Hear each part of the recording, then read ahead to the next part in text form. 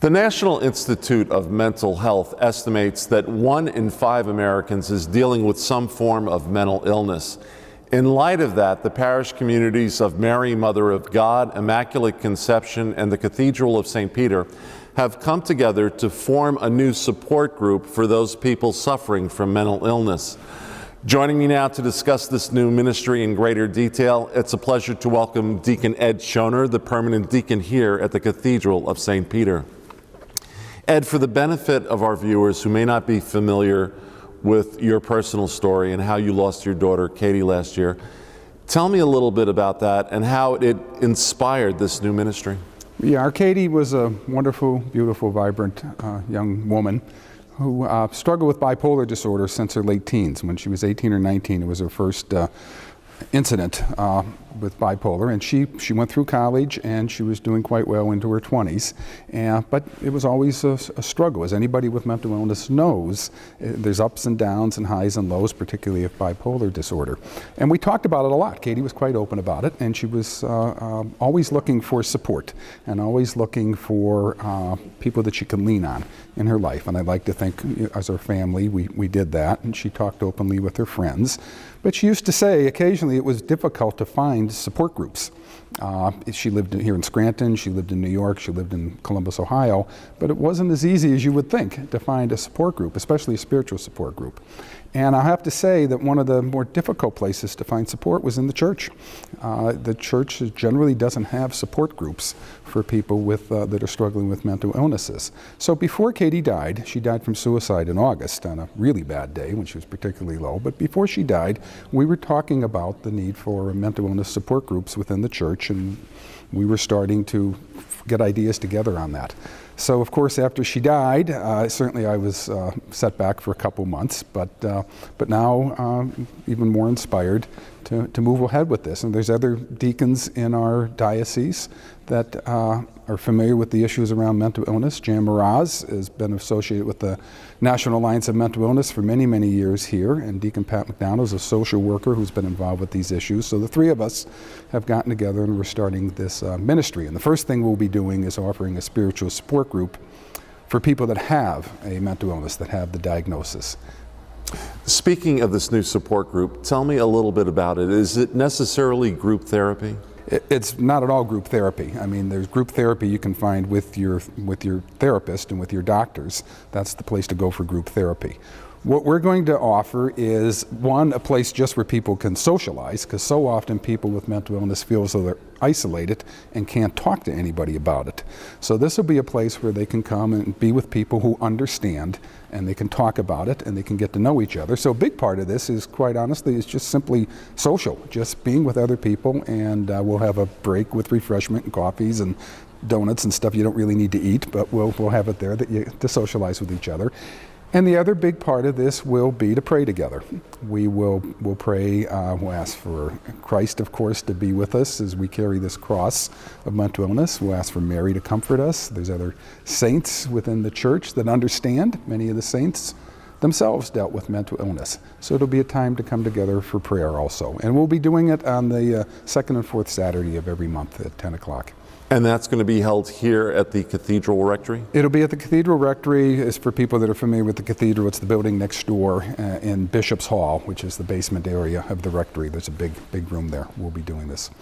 Now, although this is being sponsored by 3 of our Catholic faith communities, is this necessarily a program just for Catholics who are dealing with mental illness? No, of course, everyone's invited that wants to come. We'll be praying, we'll be asking for Mary's support, we'll be asking for the support of the saints. So if someone is not Catholic, I hope no one would have a trouble with that, but we'll be praying for all of that. But certainly anyone who's Catholic, not Catholic, Christian, not Christian, come on, the prayers will help everyone. We of course believe that, and certainly the support and the understanding will help anyone. So yeah, it's open to everyone.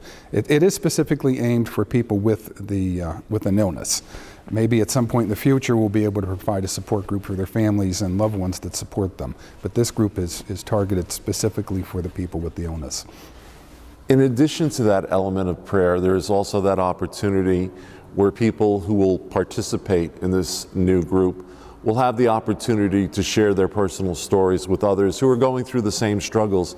Why is there such power in that? Why do you think it does benefit someone who is dealing with a mental illness when they can listen to and then also share their own personal story?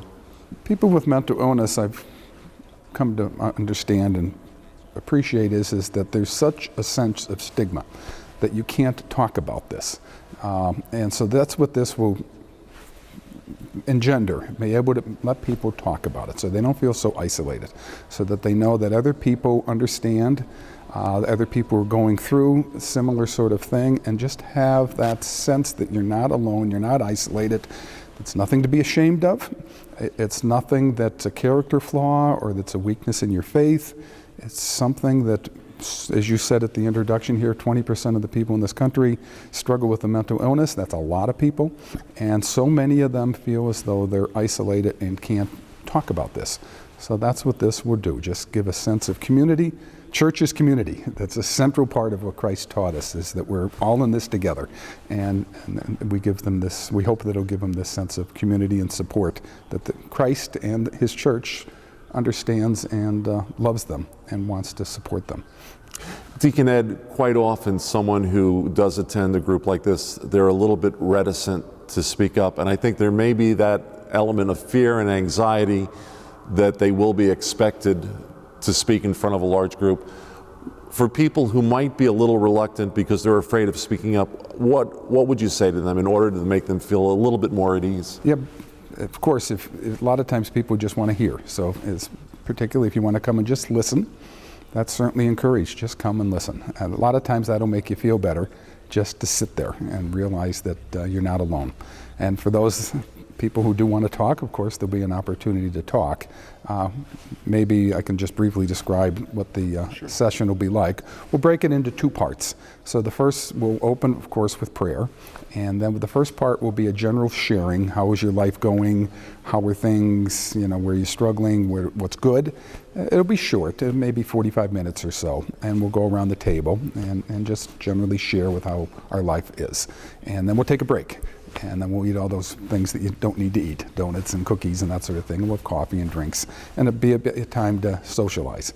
And then we'll come back for a more focused conclusion of half hour, 45 minutes of prayer, where we'll have a particular scripture passage or reflection material that we can focus on, and then talk about how we see this supporting us in our dealing with our mental illness. So the focus will be on that, how we'll look at a scripture passage, maybe a spiritual writing, and then we'll pray again. We'll pray to St. Dymphna, who's a patron saint for those that are struggling with mental illness. And we'll also have a time where you can write out a private prayer, and we'll have a prayer box. And that'll be kept, and we'll pray over that. And then a couple times a year, we'll have a rite where we let those prayers rise up to God. And so that'll be the focus. First part socializing, the second part more focused on spiritual time. You mentioned earlier that maybe the next step would be eventually developing some sort of a support group for families who have loved ones dealing with a mental illness. You yourself, you experienced it for several years with Katie. You know the struggles involved with someone who is battling a mental illness. For a family that's watching this interview today, and maybe they have a son or a daughter who's dealing with something similar, what words of advice, hope, or encouragement would you offer them? One, they're loved by God. That's the most important thing, and God's with them through this struggle, and they're not alone. I guess the first thing I would say is encourage your loved one, if they can, to come to the meeting on second and fourth Saturday of the month, whenever they want.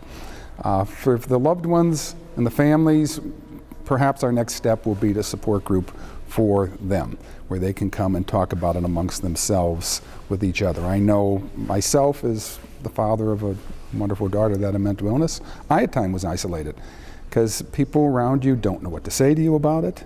They don't know whether you want to talk about it, whether you are ashamed or worried about your child being stigmatized if it's too open.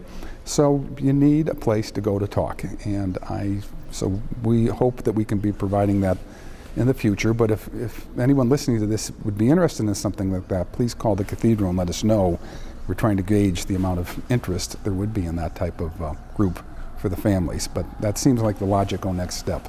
But for right now, if you're listening and you have a loved one with a mental illness, please encourage that loved one to come to this. I'm sure they'll find it helpful, and they'll find the love of God in this community, I'm sure, when they come.